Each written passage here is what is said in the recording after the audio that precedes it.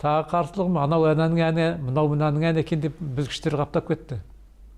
Анауның жиенім айтқан екен, ана жақта бір шал айтқан екен, ана жақта бір кемпір айтқан екен деп. Олар оқымайды, олар мынау архивті қарамайды, олар ізденбейді. Сырттан долбарлап айта береді. Мен соған қарсымын. Ерзакович атақты композитор, музыка зерттеуші ақсақалды көріп, көптеген әңгімелеріне қанықтым, көптеген тарихта айтты. Сонда айтты, біз Затаевич екеуміз мынау көп адамдардан ән жинадық.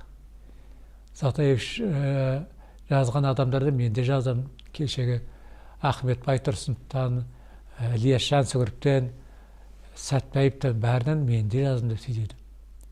Мен білем тарихты. Ертең біреу айтыс болып, біреу не бола қойса, маған айт, мені осының ақтығы арасын айырып беруге дайынмын деді.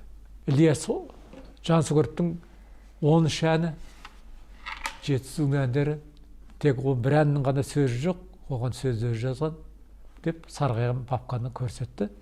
Сол басында әннің аты жазылады, оң жағында бұрышта Ілияс Жансүгіровті жазып қойған. Бұл мен сол кісіден алдым деген сөзім дейді. Бұл автор емес.